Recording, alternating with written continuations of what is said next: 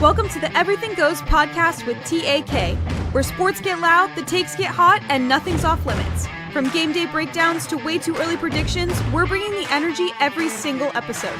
Buckle up, because over here, everything really does go. What is up, guys, and welcome back to the Everything Goes podcast. Wonderful guest today, Jay Gruden, and we're honored. We had Jim Mora on last time, and man, he's a funny guy. Such a funny guy, and we're excited to have you and just pick your brain about the games that we love. And yeah, how you doing? I appreciate you having me. I'm doing good. Just play a little golf today. You know, I'm a little retired guy. Do some stuff for Underdog, but other than that, I'm enjoying life, my friend. So how we good golfer? I mean, we got a couple of golfers on this podcast here. I mean, I'm not great at it. I can't get the baseball swing out of it, but yeah, you got to drop your hands. Baseball, you're over the top. I know. It's great. Tough. Jay already spitting great advice. Yeah, drop the hands. It's hard to get rid of it though, man. Just playing baseball my whole life. I played baseball up through high school as well. So yeah, I was the same way. I was always like, I'd get back here and I want to. Yeah, no, it's dead. I just had my first son, my first kid ever, and my buddies always say, I want to get him into golf just a little bit because I feel like every guy gets to like their 20s and 30s after they stop playing sports.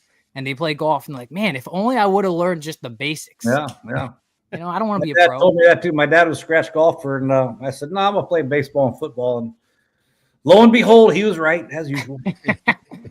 Jay, how is it, man? No, you have no preseason to worry about. You have no stress as coaching. How's life? I'm telling you what. I was looking at the Ravens walk out on the field. I'm gonna go watch that game here in a minute. I was watching all the coaches with their game plans, and I was like, oh my god, I missed game day a little bit, but. You know, it's a grind, man, and it takes a lot out of you.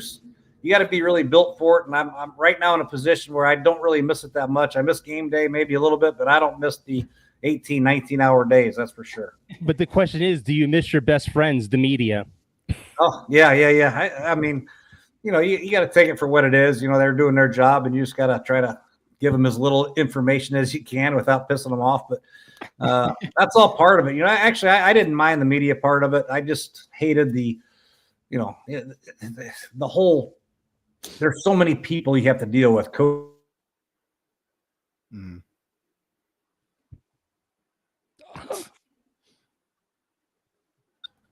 Lost him. That's tough, man.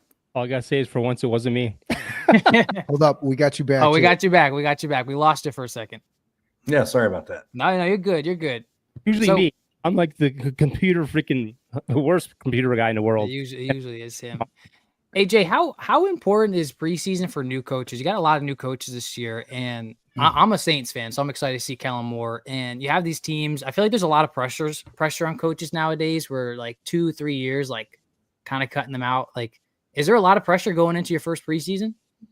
Preseason games? No. I think preseason games are about evaluating talent. And try to get a little bit of confidence going into the season. The wins and losses, if you lose 35-3, nobody's going to remember that shit anyway. It doesn't really matter. The most important thing is trying to find the best 53 guys to make your roster, and then find your practice squad guys, and then evaluating other teams. And you got to try to get the best guys on the field as you can. And you try to get some momentum going into the season. I get it, but I've seen teams go 3-0, 4-0 in the preseason and go 2-14 in the regular season. So preseason means nothing other than evaluating players and getting the best 53 guys on the field and staying healthy, for God's sakes. Now, Jay, I'm old school. You know, I'm the older of the group here. I remember in preseason, you played your starters in the last couple preseason games. The Dallas Cowboys, I'm a fan. They drive me nuts. They never play their starters. Do you believe in playing your starters to get reps in a game? You know what? It is. I don't believe in losing my best player who I know's. Like, let's say, for instance, I got Trent Williams as my left tackle. And I go, let's go get 2 series out there, and he blows his knee. No, you know, I lost my last year. We had Jordan Reed, and he played 2 series. We want to get a couple series with Case Keenum, and we went 3 and out. I was like, you guys are done. And Jordan Reed goes, let's get one more series. I go, okay, one more series. He caught an under route on third down. Neal from the Falcons came down, hit him in the head. He was out. He got a concussion, out 5 weeks. Dang. You know, just because I gave into one more series. I had Darius Geis, who I was so excited about. I said, I'm going to get you 7 carries in the first preseason game. I'm going to announce you starter. If you don't fumble and if you protect the quarterback, you will be the starter. On the 7th carry, he blew his knee out. So, oh my gosh. Yeah, so I have a different feeling about the preseason. I agree with you that yes, we do need to get him reps, but also if you know the guy is one of your bell cows, then I don't think you should play him. Okay. That's good. Now, That's good to know.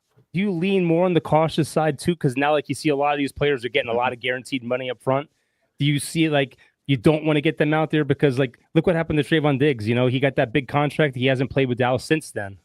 Yeah, no, there's something to it. I think you have a certain tier of players. You got your known starters, and those guys, you know, if they're in their third, fourth, fifth, sixth, seventh year, I don't think you need to roll them out in a preseason game against the Falcons in front of 20,000 people and play 2 series. You know what I mean? Yeah. Now you got your guys that are vying for starting jobs. That's different. Now competition, you have to play them. You know what I mean? And then the younger guys, they need to play to see how they play under the lights. You know, the big stage, see how they perform. You got guys that are good practice players, see how they do in the game against other people without the script. You know, you got the script right there in practice. Okay, I know what to do.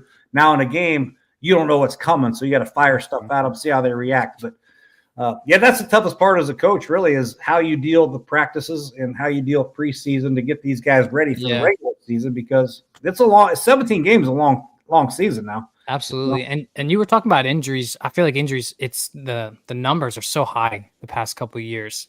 I know you were head coach at one point too. I mean, are you doing a lot of research, meeting with the staff, like trying to like get better things in there to prevent these injuries from happening? Or yeah, that's why I'm sitting here right now, not having a job. I had more injuries than any coach in America ever, probably. I mean, I can remember my last year with Kirk Cousins, we had 32 different line combinations. And then when we got Alex Smith, we lost Alice Smith, Colt McCoy, we lost Jordan Reed, we lost Trent Williams, and we lost everybody. We were like decimated. So we tried everything, I tried shorter practices, more walkthroughs. I tried more physical practices. I tried everything. I don't think there's really an answer. I wish there was. If I knew the answer, believe me, I would have done it. It's just the luck of it. Well, a quick question about quarterbacks. You just talked about quarterbacks. During the season, how much time does the backup quarterback get with getting in practice? Because usually when you lose a quarterback, it's like a death wish. Everyone's like, the season's over. Is there a way that the NFL can improve where the second string quarterback gets more time somehow practicing? Not really. Usually there's about 15 really good quarterbacks in the National Football League, maybe 16, 17, whatever. If one of those guys go down, the backup quarterback's going to be significantly worse. Now, the only chance you have is if your defense is playing good, you can hand off and play ball control. But, I can remember, just think what happens to the Chiefs if Patrick Mahomes gets hurt. What happens to the Bills if Josh Allen gets hurt? You guys have no chance. You know what I mean? And the Redskins or the Commanders, if Jaden Daniels goes down, they have zero chance. So you try to get your backup ready. But when you're trying to get your starter ready and you're trying to win games, obviously it's all about the starter. And then the backup's just gotta, he's got to get the scraps at the table, and he's got to be ready. That's what the backup's job is. You got to be prepared mentally. You got to get a lot of mental reps after practice. You got to get your reps. It's hard to get the reps for those guys, especially the third team guy too. And trying to develop young guys is very hard. You got to get that done in the OTAs, training camp, trying to develop them where you have more time. And then once the regular season hits, you're doing scout team, but the starter's getting all the reps, in my opinion. Yeah, absolutely. What about like the QB battle? So I'm a Vikings fan. I think Sam Howell actually was on the Commanders last year, if I recall.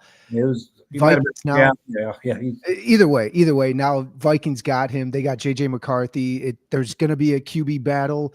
Did you have Cousins and RG3? Were you head coach at that time? Yeah, my first year we had RG3. We tried to get RG3 ready. He was a starter. Okay. And then, Kirk started to merge, and Kirk ended up taking the job. We had Colt McCoy. We actually had a three-way. It was awful.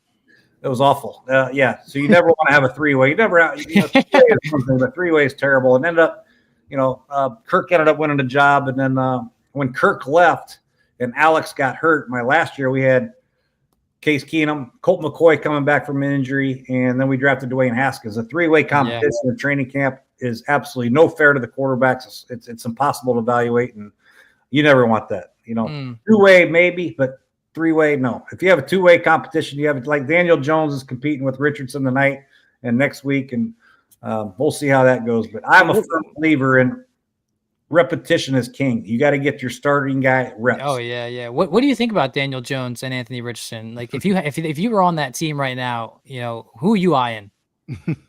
I got to try to make Anthony Richardson work personally. I think Daniel Jones had a lot of opportunity, even though he didn't have a great supporting cast anywhere he's been. But Anthony Richardson's a big, strong, talented kid. I got to let him play until he makes me play Daniel Jones. That's what I would do. Now, Jay, in the draft now, you see a lot of quarterbacks get drafted early in the first round. Do you believe in starting those quarterbacks right away from day one? Like in the 90s, you used to see quarterbacks sit like a 2-year, 3-year window where they sat behind somebody and then came in. I mean, now you got your both sides argument now. You look what Jaden Daniels did. And you're like, you got to play him. You look what tough. I think he just pressed the leap button by accident. We'll get him back. We'll get him back. You know what? He sounds so much like John. He just sounds like just so much like his brother. Well, the accents too. I'm thrown off by the accents because I think they're from Ohio. So glad I'm not the one with the problems tonight. Come on, Jay, please. Yeah, but I like where he's going with this. You have these you draft in the first round. You're paying them first round money. Do you get them in there right away? You know what I mean? Yeah. That's the $1 million question, because like you look at Brett Favre, he played there, and behind him you had Aaron Rodgers for how many years? Aaron Rodgers was there, and you had Jordan Love. Mm-hmm. Yeah. Oh, they do it best. The Packers do it best, I think. Yeah. Noah said, "Bro, he left." This is what happens in the real world. You have to improvise. Yep. Yeah. I mean, dude, I forgot. Number one, I forgot RG3 and Kirk Cousins plus Dwayne Haskins. Like, rest in peace, him. Yeah. But he and Alex Smith. He had a depth of quarterback talent. Or like he was there for like 5 years, man. So I mean, he saw some things. He saw some things. What's crazy was RG3 was a stud until he rushed the ball a lot and he ended up getting his knee blown out. I remember when he got it out. It was never. I like how he was like. I like how he was like, "Hey, if your backup quarterback goes out, you got no chance of winning." It is absolutely 100% the truth. Sometimes it works out though. Sometimes it works out. Cooper Rush. Yeah, Cooper Rush.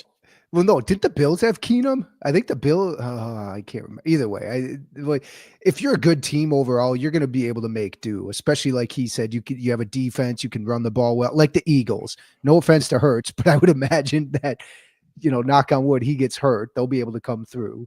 Anyway, for Kansas City, I know it was Chad Henne, but I think he retired. Oh, I don't even know who's there now. Carson Wentz was there last year. Yeah, I think it's him. Oh, yeah. This year I think it's Gardner Minshew though. Oh, okay. But doesn't Minnesota play tonight? I think JJ McCarthy's starting tonight. Or whenever the first preseason game is for them, he's actually he's starting. There's a game tonight and there's a game tomorrow. And I saw Kansas City, they came out and said they're playing their starters their first 2 series. Good, man. I think guys need to get some reps, man, because I do think like he said, like I do think there's a risk, right? But I do think some of these guys need to get some reps together. That way when you get 7-on-7s, 11-on-11s, like you can only get so much, sync with the quarterback. Like I know Kellen Moore has allowed his team to actually scrimmage each other and hit each other, which was cool. But like you got to get out there in the preseason and get some reps together to build that chemistry. Well, I saw the other day the Cowboys were scrimmaging the Rams and they had no run game again. I mean, it's something they need to develop. They got to get the run game working. Because, let's face it, if you can't get a run game going, they just play defense against the pass. And once they play pass, how you doing, Jay? I don't know what happened. My computer went out. My phone's working. It's probably not as good, but I don't. Hey, that's okay. Just that our internet went out for some reason. I have no idea why. You're good, man. We were just chatting about the backup quarterback situation, like you were talking about. There are that rare case, like you said, Jaden Daniels, some of these guys that do come out, man. They start, and then you have a guy like Jordan Love who gets the opportunity to sit for a couple years and thrives. CJ Stroud came out, lit it up, and Bo Nix, like I mentioned, and ideally you'd love a guy to sit down and play and watch a starting quarterback play like Patrick Mahomes did with Alex Smith. That's the ideal situation. You know what I mean? Yeah. In my opinion, unless the guy's a superstar like Jaden Daniels, hey, let's give him the ball right now. Now, Jay, you always hear the word bust when it comes to quarterback. And sometimes I think it's unfair. These quarterbacks don't have a good team around them. They were drafted number 1 for a reason because that team was horrible. How do you know if it's the quarterback or if it's the team that's around them? I think a lot of teams would like to know that question. I think some guys need a little bit more time. I mean, there's been quarterbacks that haven't been very good for the first 5 or 6 years. And then Geno Smith's a great example. He wasn't very good. You know what I mean? Baker Mayfield's another great example. I mean, Sam Darnold, another good one. So it's just hard to gauge. These guys just need opportunities, and they need to be in the right place at the right time, and they got to gain confidence, and then they got to perform. So it's not always up to the team. It's responsible for the quarterback to perform. Sometimes it's up to the quarterback to buy in and perform himself. And it's impossible to gauge when a quarterback's ready, how to get them ready, all that stuff. A lot of times it's about the individual, but sometimes it's about the coaching. I agree. Sometimes, about the coaching. Sometimes it's the right place. Now, I don't know how much you still watch. I would imagine you still watch a lot of the game and follow it. If you were on the Dallas Cowboys right now, are you signing Micah Parsons, or are you kind of like evaluating this situation? I don't know how much a head coach has as far as influence in that. Yeah. I'm torn between all 3 of these guys holding out: Micah, Terry, and Trey Hendrickson. Trade them. Yeah. First of all, Trey Hendrickson and Micah were on 2 of the worst defenses ever. I mean, so if they're that good, then maybe they wouldn't be ranked 30th and 31st in team defense. So there's that side of it. And then Terry's going on 30 years old. And, and it's a tough situation. It is. I think Terry's done a great job. I love Terry to death, but I think in Washington, I think they got to do their work. I mean, they got to look at the payroll in the future. I mean, Jaden Daniels is going to be getting a contract here pretty soon. Oh yeah. So they got to take care of their team now. But Micah, Micah's, I don't know. I don't know. I know that I just don't know. I know Dallas' defense is not very good. Without Micah, they'll be even worse. With Micah, they're still not very good. So I'm torn between whether to pay him or not, to be honest with you. Really. I mean, you find them, you slide to him. I mean, what the hell? He'll get a sack a game. Whatever. We're gonna open Chris. My other son is in the other room. He's a diehard Cowboys fan. He's all about signing. I keep telling him we have with Mike, if we franchise tag him next year, we have 8 players that it's going to put us over $200 million with the salary cap. Dak's scheduled to get $74 million next year in case they restructure his deal. They kick it down the road. Yeah. Me personally, I believe you can't have the highest paid quarterback, highest paid receiver, highest paid defensive end, and build a championship team. I'd rather get 2 first-round picks and move on down the line. I don't disagree with you at all. I think you're. I mean, really, that's hard. I mean, at Cincinnati, they got Burrow and Chase, and they just paid Higgins, and I mean, that's the toughest part about pro football. The one thing about pro football that I think that you have to take care of is your A-plus players, because there's not many of them in the NFL. Yeah, right. I agree. What I mean? So, in Micah's defense, he's an A-plus defensive player, and you got, hopefully Dak will emerge back to an A player, and CD's an A-plus player. And, you got to take care of those guys. There's not many of them out there. You don't want to have a bunch of C players playing that are, lower paid guys. But you're right. I think there's an argument there, man. I'd trade the son of a gun and get 2 first rounders. I don't know who's going to do it. I mean, look, my thing that kills me, and I tried to explain this to my kids, in the early days, like you saw guys sign a 5-year deal, Jay, and they would fulfill that whole contract. Now you see guys signing a 5-year deal, 3 years into it. Oh, somebody else, Jimmy's getting more to me. I want to renegotiate my deal, and I want more money. Like Dak, I don't think Dak's worth $65 million. Sure, he's 35-9 against the NFC East, good, but though. 2-5 in the playoffs. Yeah, no, you're speaking you're preaching to the choir, my friend. I mean, however, if you don't have Dak, then what do you got? That's what's tough. I know that what's his name played decent. You'll see him play tonight. Who's your backup? Joe Millen. No, last year. Greer? Rush. Yeah, he's going to play at night, I think, for whoever. But yeah, so you want to go from Dak to Cooper Rush? That's what. You have no chance. Yeah, that's what's no chance with Cooper Rush. At least with Dak, you have a chance. Even with the whole Micah thing, what's tough is like I do believe, I'm not even a Dallas fan. I think that is a corner piece of your defense. But like you said, the defense been up and down, so it's like, is he worth that money? But unfortunately, that's just the way the NFL goes. It's like next person up. It's not based on performance, which just kind of sucks. No, Jay, real quick though, do you think that the thing that's going to kill McLaurin is his age because he's 30 years old now? Yeah, that doesn't help. Terry had a great year last year. Terry's been a phenomenal person for the organization. Oh yeah, he's good. He's a great dude. He got good burst, acceleration. He's got all that. He's got good hands. Yeah. He'll do everything you want him to do. There's no doubt about it. But yeah, to give him 3 more years and 33+ million, that's tough for Adam Peters and the Redskins to swallow. Or Yeah. Commanders, sorry. it is. So but I can see Terry's stance. That's the most tough. That's the toughest one that I see right now, because without Terry, I think the Commanders are very average, below average as far as the receivers core is concerned. I agree. With Terry, they're a different team. So, Because but Debo's Adam getting old. Peters, they got to figure that out. So let's say we don't re-sign Terry, we trade him. Then who are we going to get as alongside Debo Samuel? Because McCaffrey really hasn't done it, and Yeah, Noah Brown's coming off an injury. They drafted a guy, Jalen Lane. He's okay. And other than that, they don't really have anybody. Yeah. Zach Ertz is like 34, 33. So yeah. I don't know.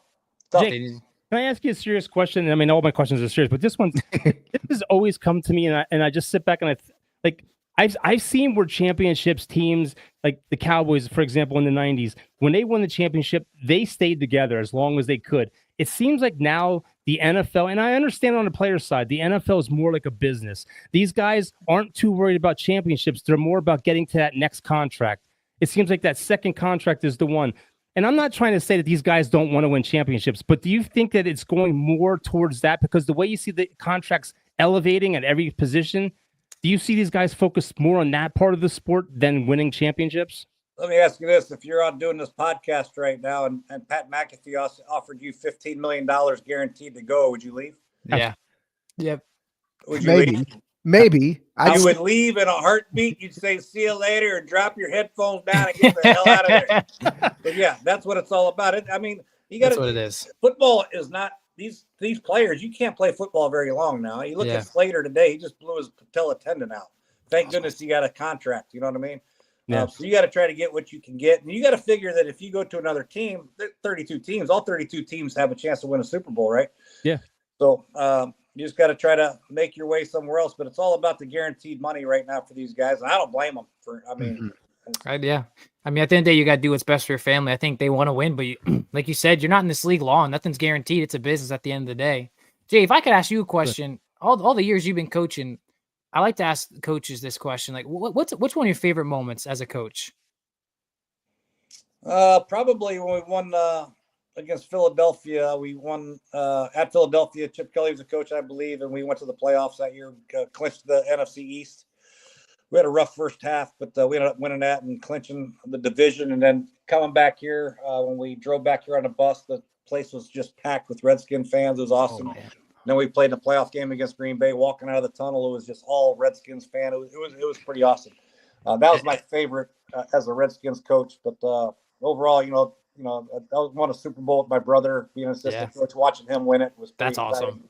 I didn't really do anything, but it was kind of fun to watch him have that success. And I had a lot of really good Arena League stories, man. They were awesome. So, no matter what people say, that we had a good time back then. But yeah, I've had a really good career, really fun career, and a lot of good moments, a lot of tough moments. But that's what football's all about. That's what it's all about. That's a great. I'm completely forgot you won the Super Bowl I think it was 2000. And with your brother, that's awesome. I can't remember the year, but yeah, I completely forgot about that when he was the coach for Tampa. Yeah. Where? Oh God. So along the same lines, favorite player you coached? Is there one that stands out? Maybe. Man, there's been a lot.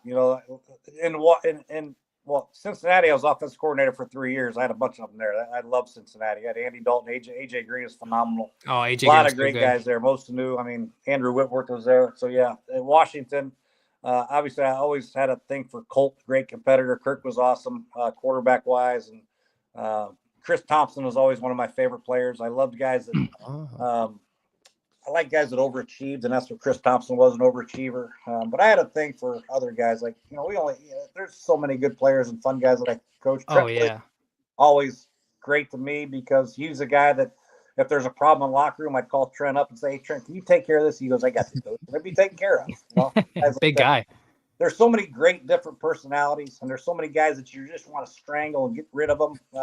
But yeah, I had more good ones than bad ones, that's for sure. Yeah. So Kirk Cousins. We'll give you a couple more questions because I know you want to watch the game. Kirk Cousins, tricky situation right now. I mean, as the Atlanta Falcons, it was smart to draft for your future.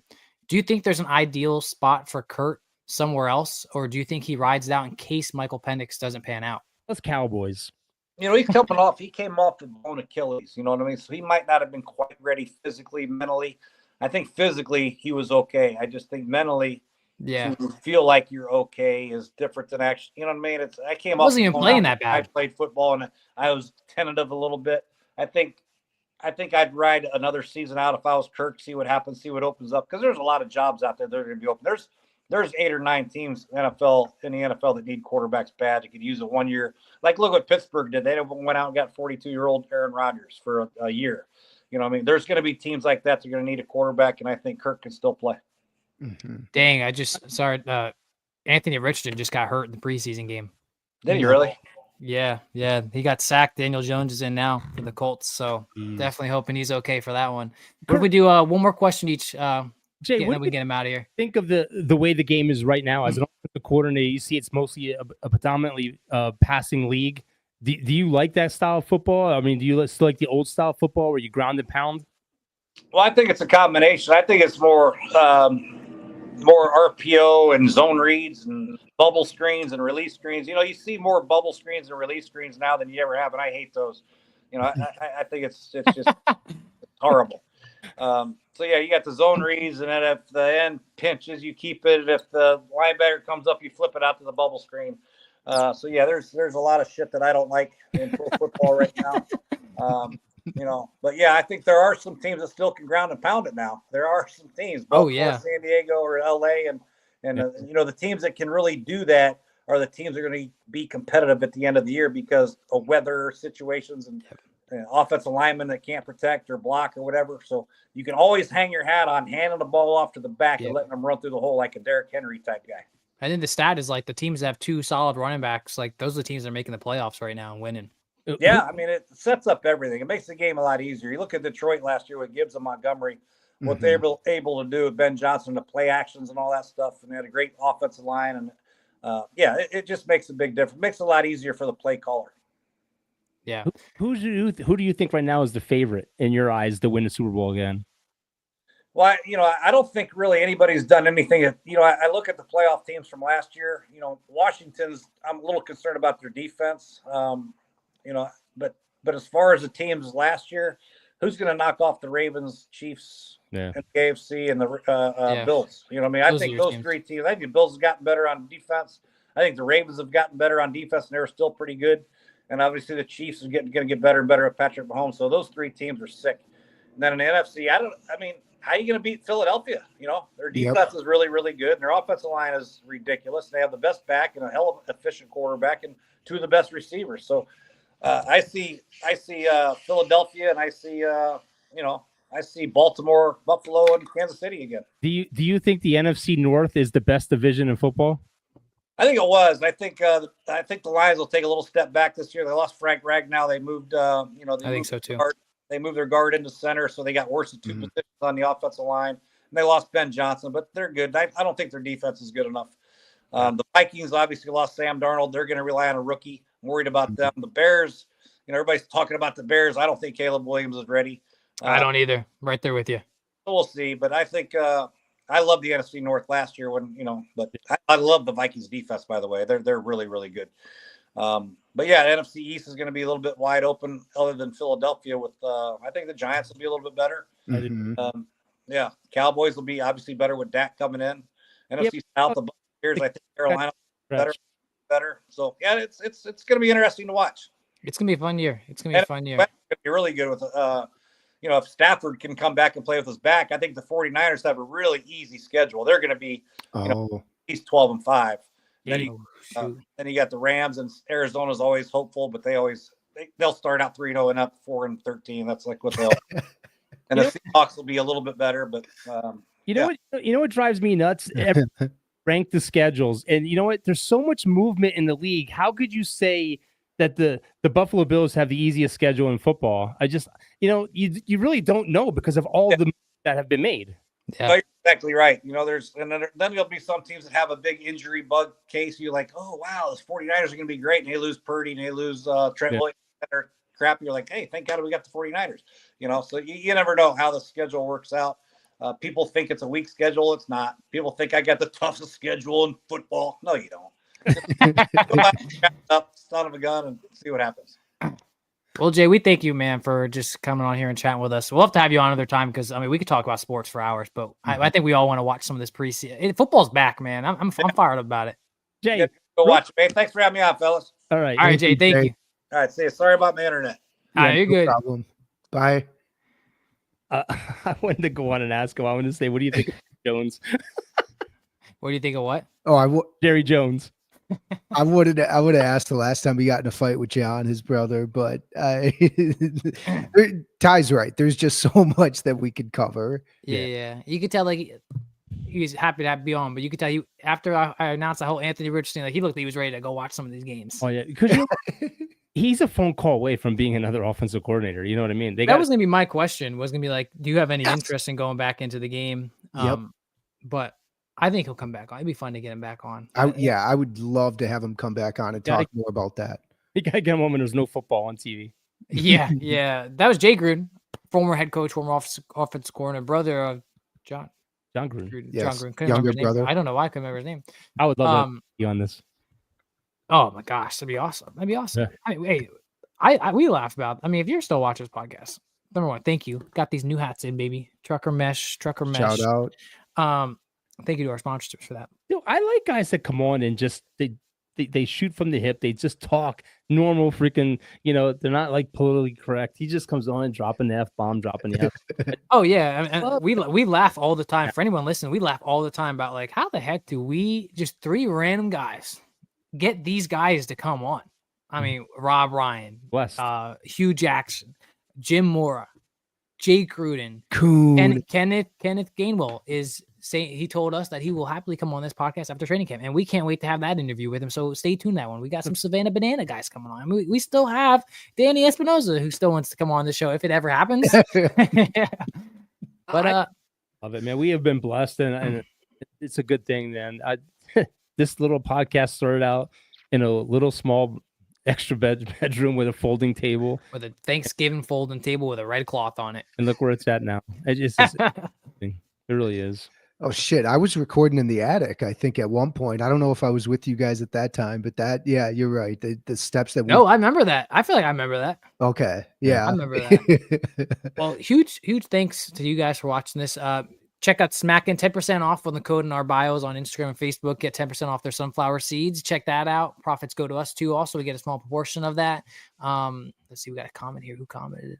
Skull Jordy. What an episode, baby. Hey, we're happy. Hope your baby's doing great. Jay Gruden, man, that was awesome. Well, we love you guys, and we hope you guys have a blessed night.